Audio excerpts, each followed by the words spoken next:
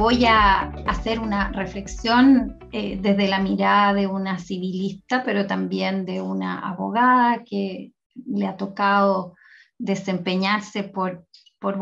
las oportunidades que la vida da, trabajar con todos los poderes del Estado, trabajar en el mundo privado y en la vida académica, ¿no? Y por lo tanto, quizás quiero hacer una reflexión que no es solo civilista, sino que también desde esa experiencia, ¿no? Por supuesto, es imposible resumir en 15 minutos cuáles son los aspectos cruciales que uno podría relevar,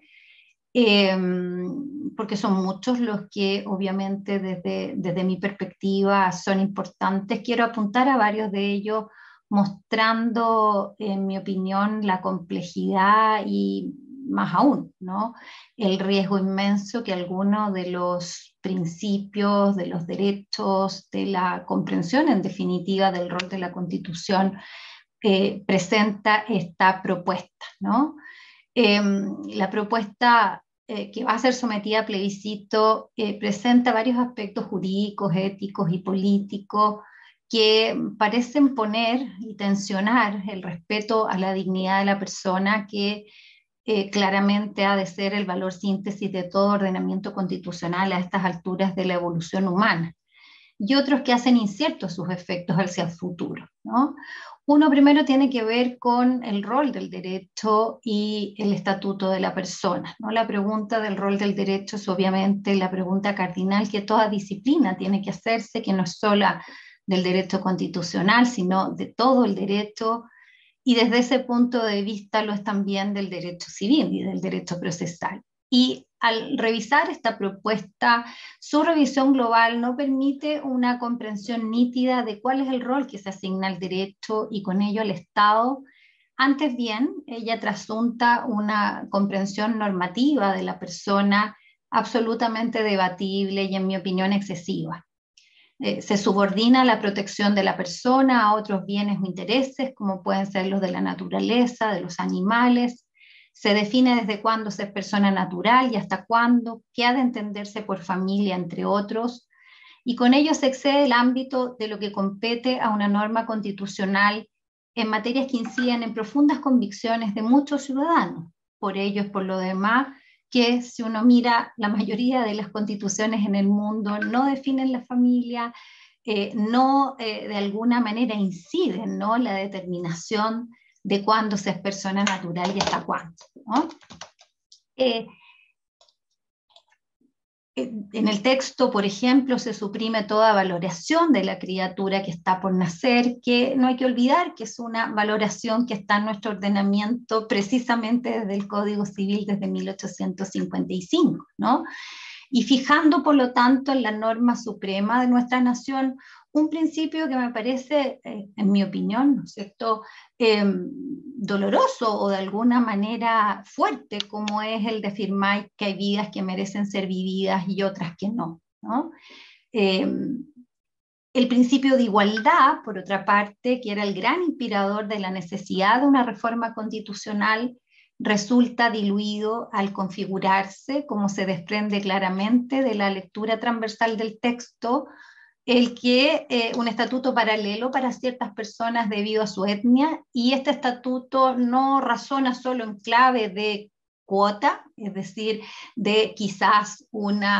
reconocimiento o una protección, digamos, transitoria, sino de modo permanente hacia el futuro. Y de este modo, la consideración al origen de una persona, que parecía ser una consideración para erradicar de nuestra cultura, se eleva ahora a su máxima extensión, enfrentándose a la definición de persona que el Código Civil también tiene desde el artículo 55, en el artículo 55 de forma precursora, ¿no? No cabe duda, y siempre, ¿no es cierto?, se ha resaltado que don Andrés Bello, el definir persona en nuestro código, probablemente se adelanta, ¿no?, a una evolución que el derecho iba a tener después, para entender que es, ¿no es cierto?, individuo, es persona todo individuo de la especie humana, ¿no?, cualquiera sea su sexo, edad, estirpe o condición. Desde el punto de vista también de los principios, hay un principio que se incorpora ahora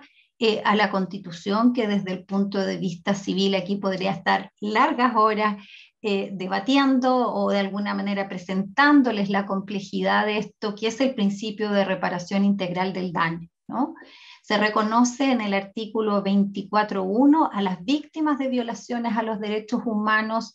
el derecho a la reparación integral, ¿no? Planteando una serie de problemas, ¿no? Lo primero es, obviamente, si el principio de reparación integral ha de tener un rango normativo constitucional o legal, si bien inspirado en las normas constitucionales, pero legal como la mayor parte de los sistemas donde este debate se ha planteado, que ha sido la solución adoptada por el derecho francés o por el derecho español y no la solución, ¿no es cierto?, adoptada por el derecho argentino, ¿no? Pero la primera pregunta es que si uno se va a entrar a insertar este principio, la pregunta es si ese es su rango normativo y si se hace hay que asumir las consecuencias que ello implica, ¿no? Y que por tanto los límites que se introduzcan a este principio tienen ahora que ser particularmente justificados en el legislador, ¿no? Y otra segunda cuestión, y desde el punto de vista del principio de igualdad, es si en realidad solo las víctimas de violaciones a los derechos humanos merecen tener un reconocimiento constitucional de su principio de reparación integral. Y la pregunta es por qué solo esas víctimas, ¿no? Cuando el principio de reparación integral es en realidad el principio informador hoy de la responsabilidad civil y de la reparación, ¿no? Otra cuestión conectada íntimamente con la configuración del estatuto de la persona, que recordemos, ¿no es cierto?, históricamente también nace en el derecho civil, es la inflación de derechos, ¿no? Es un texto que contiene un reconocimiento de derechos que van desde el derecho al deporte, al derecho a la vida, elevando derechos subjetivos o incluso meros intereses o anhelos al nivel de derechos fundamentales y planteando entonces la pregunta de si con ello no se debilita en realidad aquellos derechos que por ser esenciales al desarrollo vital integral de las personas merecen una protección constitucional, ¿no? Es decir, si todo derecho subjetivo, si todo interés es un derecho y está a nivel constitucional, entonces en realidad, ¿no?, la propia relevancia de los derechos fundamentales, de los derechos que elevamos a rango constitucional, se ve de alguna manera claramente debilitada, ¿no? En relación con estos derechos, además, y creo que ahí hay una cuestión procesal y civil muy importante, se produce un cambio de la comprensión histórica que hemos tenido de la tutela individual de los derechos. No hay acción sin interés, sabemos nosotros que es el principio que se nos enseña desde el inicio en derecho procesal y que repetimos en el derecho civil. Y aquí el artículo 18.1 establece que las personas naturales son titulares de derechos fundamentales, que los derechos podrán ser ejercidos y exigidos individual o colectivamente, ¿no? Hasta ahora bien sabemos que la titularidad de acciones colectivas es bastante, ¿no es cierto?, restringida en nuestro derecho y sin embargo aquí, ¿no es cierto?, esto se eleva como principio a rango constitucional y hoy, obviamente eso nos plantea la pregunta de qué va a implicar, ¿no? ¿Qué tipo de reformas desde el punto de vista adjetivo requiere algo así?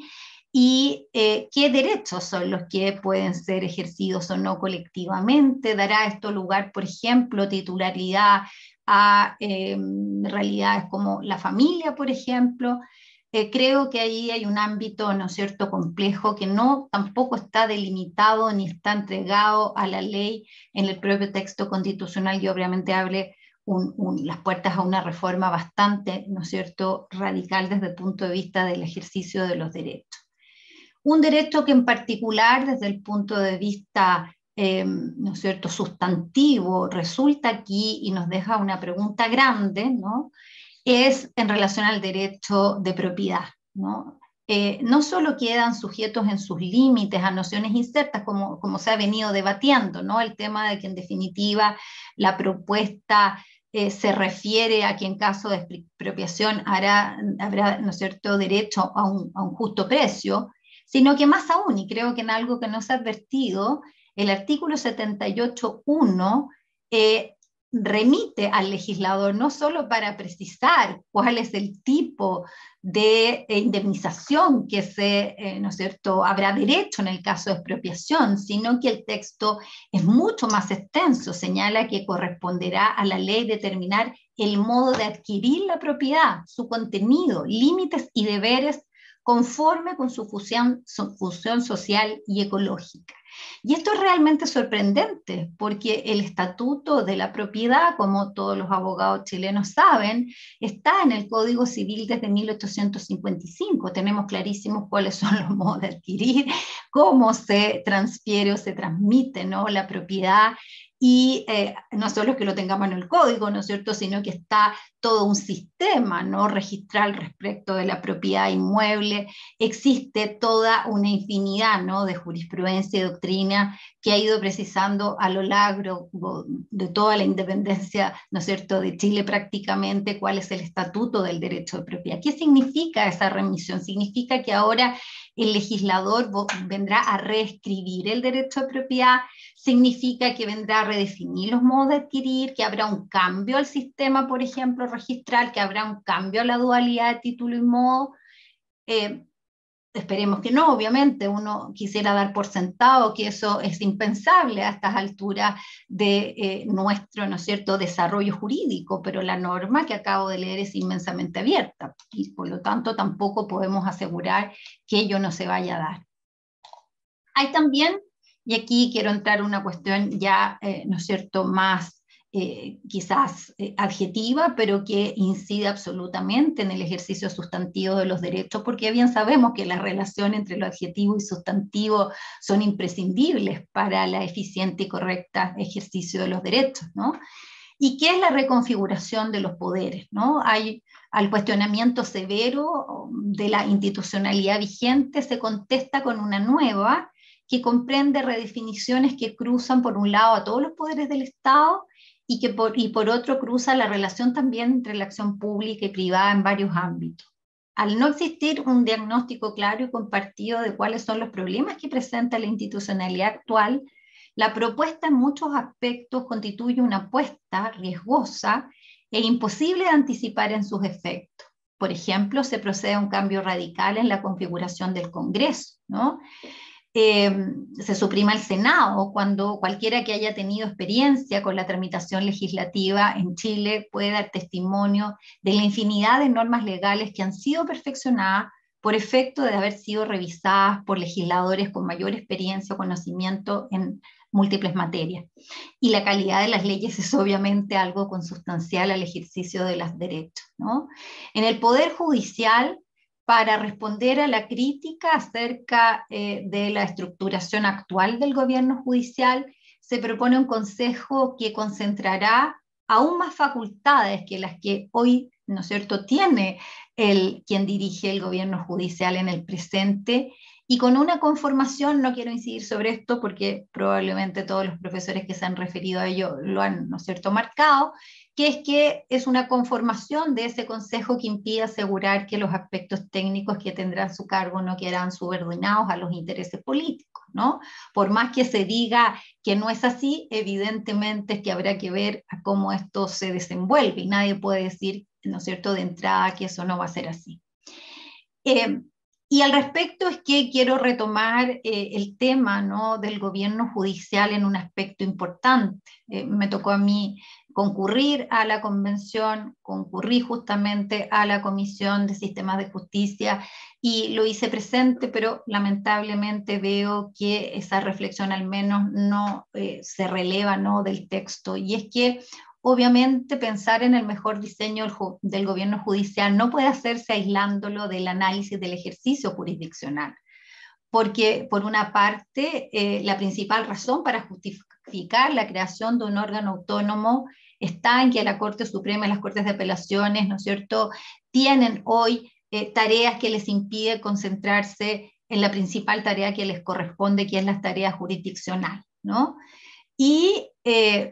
Pero, ¿no es cierto?, para poder entrar al análisis global del ejercicio jurisdiccional, es me parecía a mí indispensable tomar conciencia de cuál es el rol que los jueces desempeñan actualmente en Chile, ¿no? Y no podemos eludir, y eso de nuevo en el texto no lo percibo o no se percibe, ¿no es cierto?, que se haya mirado así, el que la jurisprudencia en los hechos es fuente del derecho en Chile, ¿no? Para nuestros profesores extranjeros que están aquí, la jurisprudencia en Chile no es fuente de derecho, según establece el artículo 3 del Código Civil,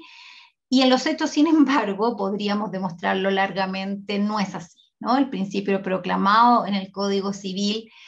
mantiene formalmente valor, pero en la práctica, ¿no? Lo cierto es que la doctrina jurisprudencial ha creado una serie de soluciones jurídicas más allá de lo que la ley establece, ¿no? Yo me he dedicado mi vida a la responsabilidad civil y en particular al daño moral, y el daño moral hasta el día de hoy no tiene una sola regla en el código y sin embargo se indemniza todos los días por efecto de haber sido reconocido y creado por la jurisprudencia. En este sentido, por tanto, que el cuestionamiento al modelo de gobierno judicial debía, en mi opinión, llevar a un análisis más profundo de la realidad crítica que tenemos en el corazón de la tarea más importante que tiene el poder judicial, que es la jurisdiccional, porque en realidad el problema desde el punto de vista del ejercicio jurisdiccional, uno de los problemas más importantes que tiene es que, dado que la jurisprudencia no es fuente de derecho en nuestro país, no existe ninguna norma que obligue a los jueces a respetar sus propias sentencias, ni siquiera a la propia Corte Suprema mantener la doctrina que han afirmado, ¿no? Y eso determina que en nuestro derecho las soluciones, ¿no?, presenten una incerteza, ¿no?, que bien sabemos va de la mano con la injusticia, puesto que si a un mismo problema se otorga una solución distinta, ello es claramente una solución injusta. Por último, porque ya sé que estoy en el tiempo, no puedo dejar de referirme que en torno a esa reforma al gobierno judicial hay un aspecto, se concentran las facultades en este nuevo consejo y se le traspasa una facultad que hasta ahora no tenía la Corte Suprema, que era la facultad de dirigir la formación de los jueces, que hoy está dedicado, ¿no es cierto?, está radicada en la Academia Judicial. Teniendo una larga experiencia como profesora en la Academia Judicial, integrando desde hace unos años el consejo directivo de la misma, no tengo ninguna duda acerca del inmenso aporte que ella ha supuesto en la mejora de la formación de los jueces y más aún en el desarrollo del derecho chileno. Y mirada desde esa experiencia, me parece a mí que es un error, ¿no?, concentrar y traspasar la formación de los jueces a este órgano, porque creo que, al menos en nuestra experiencia, el que ella esté radicada en un órgano autónomo al que ejerce el gobierno judicial ha sido enriquecedor, ha sido una buena decisión, porque las decisiones en torno a la formación están tomadas por criterios académicos, aspirando a dar la mejor formación, y eso es lo único que debe cruzarse, ¿no? O sea, lo único que debiera considerarse, y es lo único que debiera cruzarse la formación judicial con el órgano que ejerce el gobierno judicial, es en la identificación de la concreta necesidad de jueces, que es un gran déficit del sistema que hoy tenemos. Es decir, que hoy en realidad formamos, ¿no es cierto?, anualmente un conjunto de estudiantes, ¿no?, que una vez egresados de la academia son aptos para poder entrar a ingresar, a ejercer la función jurisdiccional, pero sin embargo no sabemos cuál es el número de los que realmente necesitamos, ni hay un cruce entre esos que egresan con las áreas, ¿no?, o los espacios o los ámbitos de nuestro país donde se requieren, ¿no es cierto?, con mayor urgencia más jueces, ¿no? Para terminar, solo quisiera apuntar que muchas de estas redefiniciones además no responden a ningún modelo existente en países con democracias sólidas y con mayor desarrollo institucional, jurídico, económico, cultural, y dado que la reforma se hace simultáneamente para todos los poderes del Estado, de un modo que la verdad es que uno no encuentra algún ejemplo de país, de estos países desarrollados que lo ha hecho así, el hecho que el texto se remite a lo largo del texto, ¿no es cierto? Hay remisiones al legislador, sin que sepamos en realidad cómo el legislador va a configurar en definitiva estas instituciones, es que, ¿no es cierto?, nos hace muy difícil poder evaluar ex ante si ellos contribuirán a fortalecer a nuestro país o por el contrario solo generarán una incertidumbre jurídica y política que hará retroceder su desarrollo en aspectos en que con gran esfuerzo se había avanzado, ¿no? Para terminar, creo que claramente nuestra institucionalidad requiere profundos ajustes, como lo requiere la institucionalidad de todos los países, y permanente hay que estarla revisando, pero creo que eso debe ser siempre desde la mirada de que nuestra nación no nace con nosotros. Al revés, nosotros en realidad no vamos a ser ni siquiera una milésima de segundo en la historia de nuestro país. Y esa consideración debe hacernos humildes, valorar la herencia que hemos recibido y transmitirla enriquecida. Y ese es, en mi opinión, el enfoque con el que debe enfrentarse una reforma a nuestra constitución y con ello a nuestro ordenamiento jurídico y más aún con ello a nuestra nación. Muchas gracias.